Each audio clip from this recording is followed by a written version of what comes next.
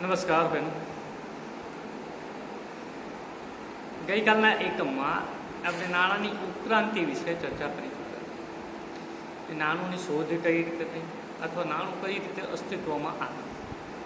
નાણું અસ્તિત્વમાં આવ્યું એના ઉલ્લેખો અંગે પણ આપણે ચર્ચા કરી ચૂક્યા છીએ. સમયગાળા અનુસાર નાણાંના એકમમાં અથવા તો જે વસ્તુ નાણાં તરીકે ઉપયોગમાં આવતી હતી એમાં બદલાવ પણ આવેલા છે, જેની પણ આપણે અગાઉના પ્રકરણમાં ચર્ચા કરી ચૂક્યા છે.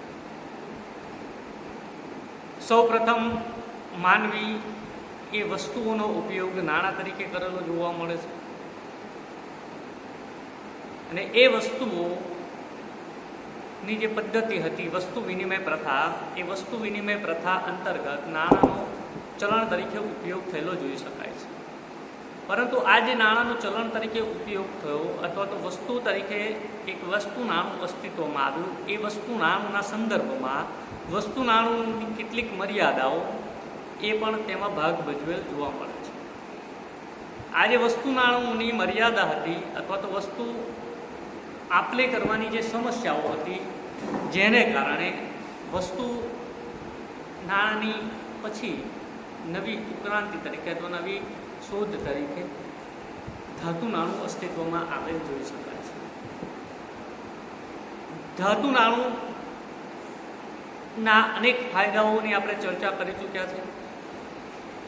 ધાતુ નાણું વ્યવહારમાં સરળ, એક આકારનું, એક ગુણવત્તાવાળું, સરખા વજનવાળું, વિશ્વસનીયતા ધરાવતું, વિભાજન ક્ષમતા ધરાવતું, એકરૂપતા વગેરે લક્ષણો જોવા મળે છે. અને આ જ લક્ષણોએ ધાતુ નાણાંને વધારે પ્રચલિત પણ કરેલું જોઈ શકાય છે.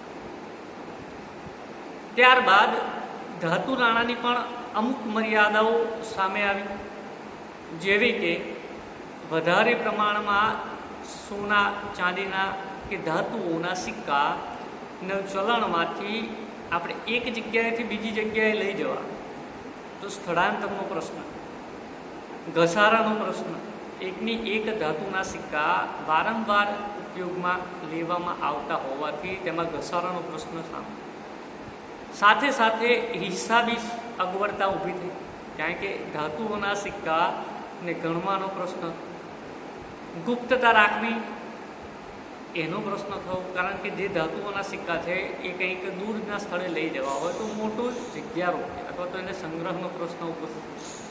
આમ આવી મર્યાદાઓને કારણે કાગળ નાણું અસ્તિત્વમાં આવેલું જોવા મળે છે. અને કાગળ નાણું એ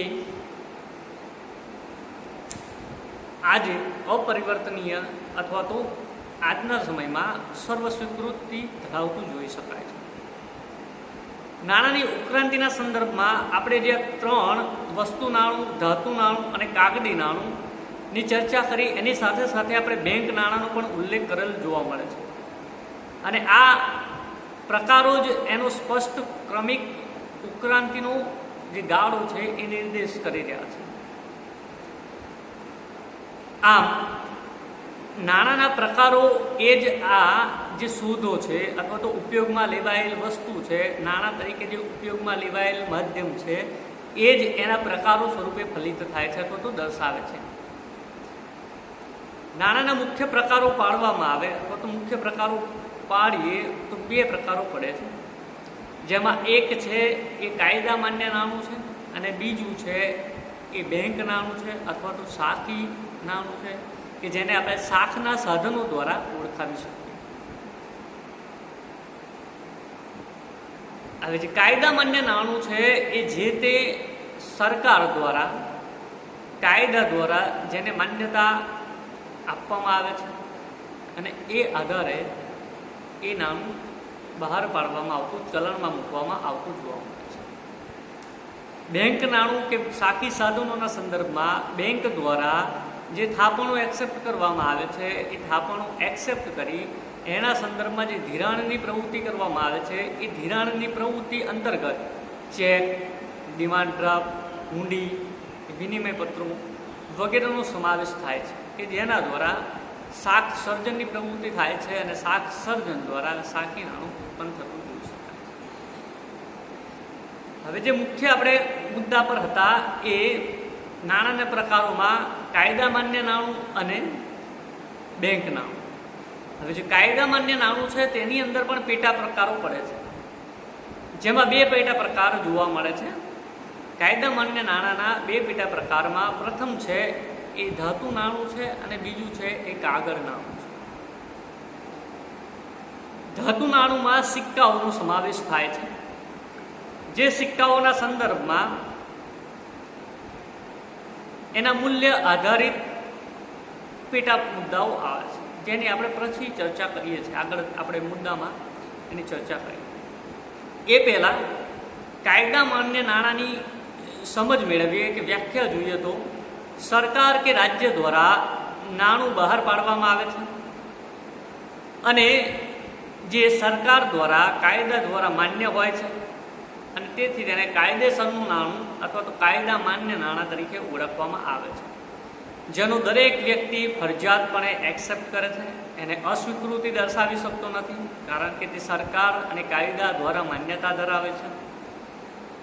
આ જે કાયદા માન્ય નાણું છે તેના પેટા મુદ્દાની આપણે આગળ સમજ મેળવી તે ધાતુ નાણું અને કાગળ નાણું છે. તો અહીંયા ધાતુ નાણુંમાં શાનો સમાવેશ કરી શકાય અથવા ધાતુ નાણું શું છે, કઈ કઈ બાબતોનો ધાતુ નાણુંમાં ઉપયોગ કરવામાં આવે છે, અથવા તો ધાતુ નાણું કાયદા દ્વારા માન્ય છે તો કઈ રીતે માન્ય છે, આ બધી મુદ્દાઓના સમજ આપણે તેના પ્રકારો પરથી મેળવીશું.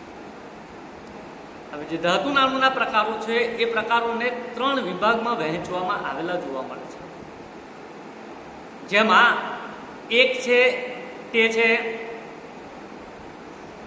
પૂર્ણ મૂલ્ય નાણું, અથવા તો તેને આપણે ઇંગ્લિશમાં ટોટલ વેલ્યુ નાણું તરીકે પણ ઓળખાવી શકીએ.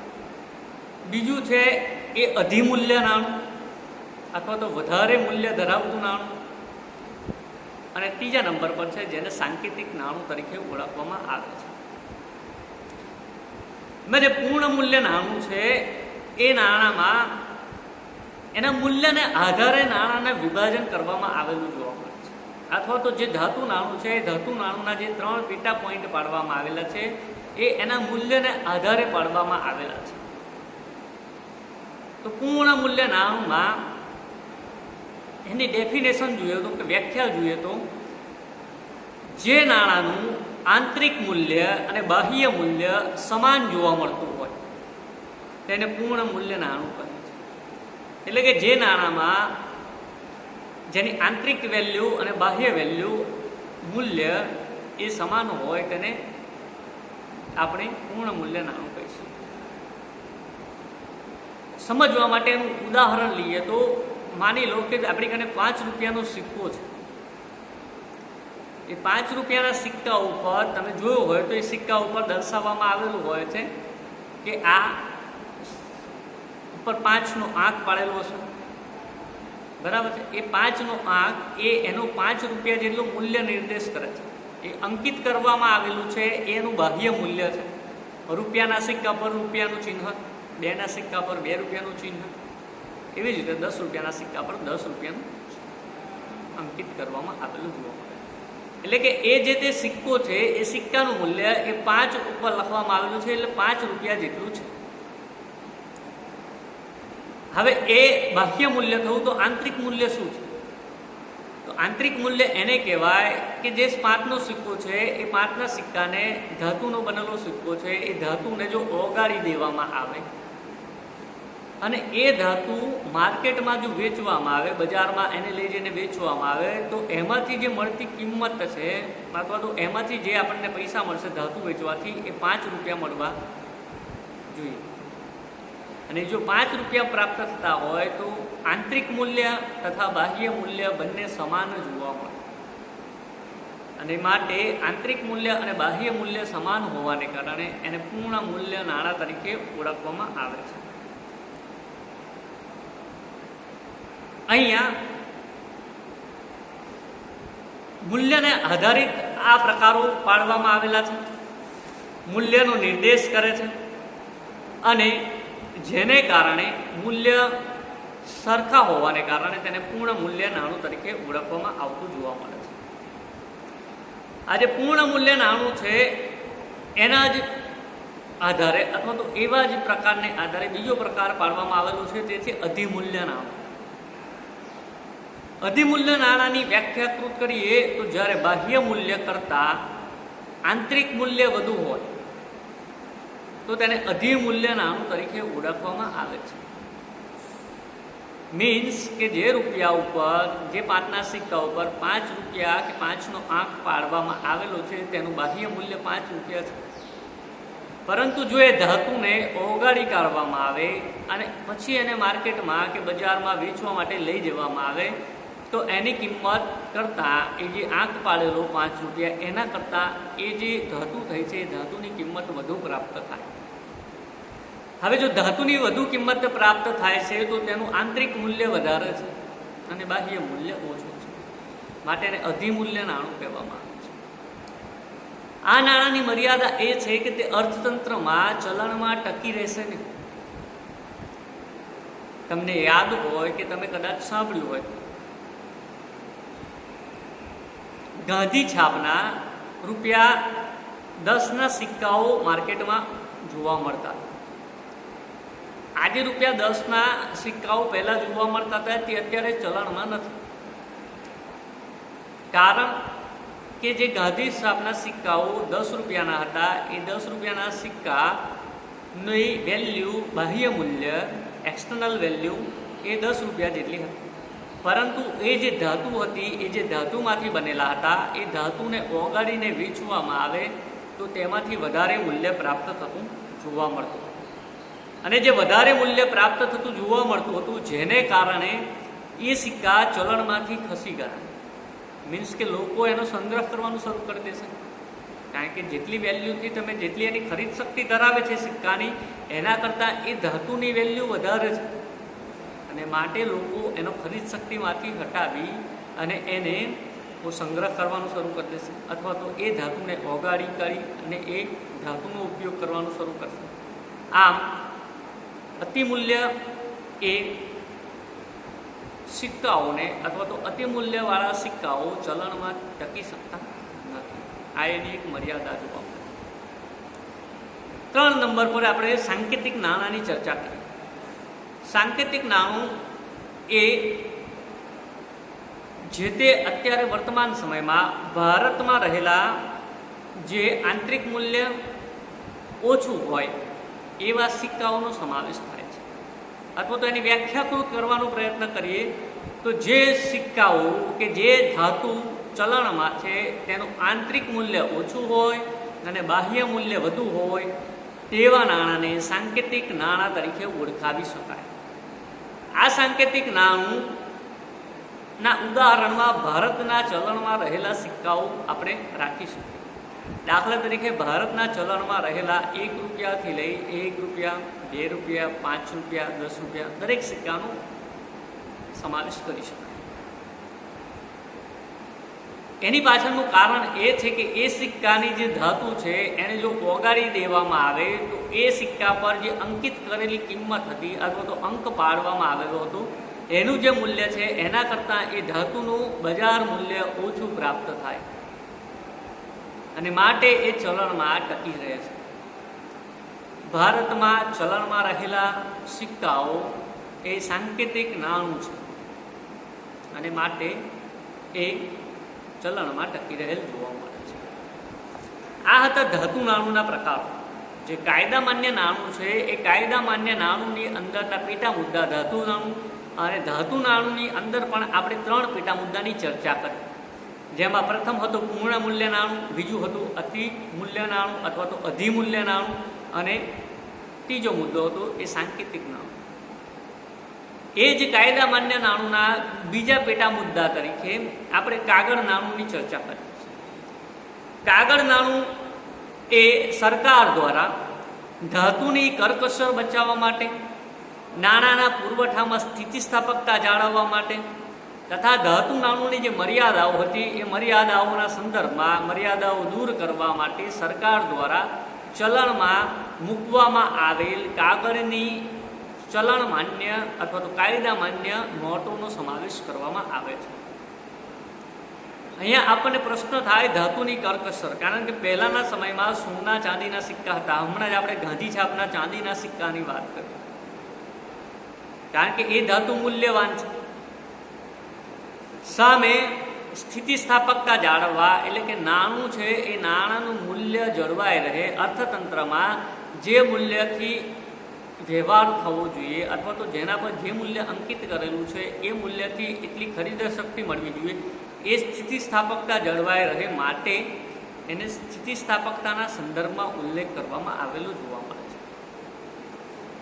ભારતમાં 1 રૂપિયાની નોટથી લઈ 2000 રૂપિયાની નોટ સુધી એ કાગળ નાણું અસ્તિત્વમાં જોવા મળે છે. આ નાણું એ ભારત દેશની પ્રતિષ્ઠિત સંસ્થા રિઝર્વ બેંક ઓફ ઇન્ડિયા અથવા તો મધ્યસ્થ બેંક દ્વારા બહાર પાડવામાં આવે છે. મધ્યસ્થ બેંકના એક અલાયદા વિભાગ તરીકે ઇસ્યુઝ ડિપાર્ટમેન્ટ, કે જે નાણું ઇસ્યુ કરે છે, એ ઇસ્યુઝ ડિપાર્ટમેન્ટ દ્વારા આ કાગદી નાણું અમલમાં મૂકવામાં આવે છે, કે ચલણમાં મૂકવામાં આવતું જોવા મળે છે. જેમ આપણે આગળ ધાતુ નાણુંના પેટા મુદ્દા જોયા, એવી જ રીતે અહીંયા કાગળ નાણુંમાં પણ પેટા મુદ્દાઓ જોવા મળે છે. કાગળ નાણુંની અંદર પણ એની જે નોટ છાપવાની કામગીરી છે અથવા તો નોટ અમલમાં મૂકવાની કે બહાર પાડવાની જે કામગીરી છે તેને આધારે કે તેના કાર્યને આધારે એના 3 પેટા મુદ્દા પાડવામાં આવેલા જોવા મળે છે. આ 3 પેટા મુદ્દામાં પ્રથમ છે એ પ્રતિનિધિ કાગળ નાણું, બીજો છે એ પરિવર્તનીય કાગળ નાણું અને ત્રીજું છે તે અપરિવર્તનીય કાગળ નાણું. જેમાં આપણે પ્રથમ ચાલુ કરીએ અથવા ચર્ચા કરીએ તો પ્રતિનિધિયુક્ત કાગળ નાણું. પ્રતિનિધિયુક્ત કાગળ નાણું એ શરૂઆતમાં સોના ચાંદીના સિક્કા ચલણમાં હતા. સમય જતાં આ જે ધાતુઓના સિક્કાઓની ચલણમાં અગવડતા ઊભી થઈ અથવા તો જે સમસ્યા ઊભી થઈ, જે સમસ્યાઓનો આગળ ઉલ્લેખ કર્યો કે વાહન વ્યવહારમાં સમસ્યા, ગણતરીમાં સમસ્યા, સ્થળાંતરની સમસ્યા, ખૂબ મોટા પાયે જો ચલણ સંગ્રહવું હોય તો એને રાખવા માટેની સંગ્રહ, ઘસાઈ જવાની શક્યતા, વારંવાર ધાતુના સિક્કા ચલણમાં રહેતા ઘસાવાની શક્યતા, આ બધી અગવડતાઓને કારણે કાગળ નાણું અસ્તિત્વમાં આવેલું જોવા મળે છે. અને સરકાર દ્વારા નોટો અથવા તો કાગળ નાણું બહાર પાડવામાં આવે છે. જે આ નાણું છે એ નાણુંની શોધ એ જે તે ચલણના સંદર્ભમાં અગવડતાઓ તથા સુગમતાના સંદર્ભમાં કરવામાં આવેલી જોવા મળે છે. આમાં આ જે ચલણ છાપવામાં આવે છે એની પાછળ એક ખ્યાલ રહેલો છે અને એ ખ્યાલ છે અનામતનો ખ્યાલ. આ જે પ્રતિનિધિ કાગળ નાણું છે એ પ્રતિનિધિ કાગળ નાણું જે તે સંસ્થા દ્વારા કે જે તે સરકાર દ્વારા બહાર પાડવામાં આવે છે એ જે તે ધાતુ કે જે કિંમતી ધાતુ, આપણે અહીંયા સંદર્ભમાં સોનું કે ચાંદી લઈશું, એ ધાતુને અનામત પ્રમાણમાં રાખી જે ધાતુનું મૂલ્ય છે એટલા જ મૂલ્યની નોટો બહાર પાડવામાં આવે છે. પ્રતિનિધિ કાગળ નાણાંના સંદર્ભમાં જો ધાતુ જે રાખવામાં આવે છે રોજ જેટલી ચલણી નોટો બહાર પાડવામાં આવે છે એ ચલણી નોટોના મૂલ્ય જેટલી જ અનામત ભંડોળના સંદર્ભમાં ધાતુ એ અનામત પ્રમાણમાં રાખવામાં આવતું જોવા મળે છે. આમ જેટલી ચલણી નોટો બહાર પાડવામાં આવે છે એટલા જ 100% જેટલી ધાતુ એ અનામત ભંડોળમાં રાખવામાં આવતી હોવાથી તેને પૂર્ણ મૂલ્ય, કારણ કે જેટલી ચલણી નોટોનું મૂલ્ય છે એટલી જ ધાતુનું મૂલ્ય અનામત પ્રમાણમાં રાખવામાં આવે છે અને માટે તેને પૂર્ણ મૂલ્ય નાણાં તરીકે ઓળખવામાં આવે છે. સેકન્ડ મુદ્દો છે એ પરિવર્તનીય કાગળ નાણું. પરિવર્તનીય કાગળ નાણું એ ઉપરોક્ત આપણે જે પેટા મુદ્દો જુઓ પ્રતિનિધિ કાગળ નાણુંના સંદર્ભમાં જ જોવા મળે છે. પરંતુ પ્રતિનિધિ કાગળ નાણું અને પરિવર્તનીય કાગળ નાણુંમાં મુખ્ય તફાવત એ છે કે જે અનામત ભંડોળ પ્રતિનિધિ નાણાંમાં 100% રાખવામાં આવતું હતું એ 100%ની જગ્યાએ અહીંયા પરિવર્તનીય કાગળ નાણાંના સંદર્ભમાં 100%થી ઓછું રાખવામાં આવે છે. 100%થી ઓછું રાખવામાં આવે છે એ પ્રમાણ એ જે તે ચલણના સંદર્ભમાં જેટલી નોટો બહાર પાડવામાં આવે છે તેનાથી ઓછી ધાતુ અથવા તો ઓછી મૂલ્યની ધાતુ એ અનામત ભંડોળ તરીકે રાખવામાં આવે છે. આ નાણું પણ સ્વીકાર્ય છે, સર્વ સ્વીકૃતિ ધરાવે છે, કારણ કે સરકાર દ્વારા આ નાણું પણ માન્ય જોવા મળે છે અને લોકોને સરકારની સદ્ધરતામાં વિશ્વાસ હોય છે.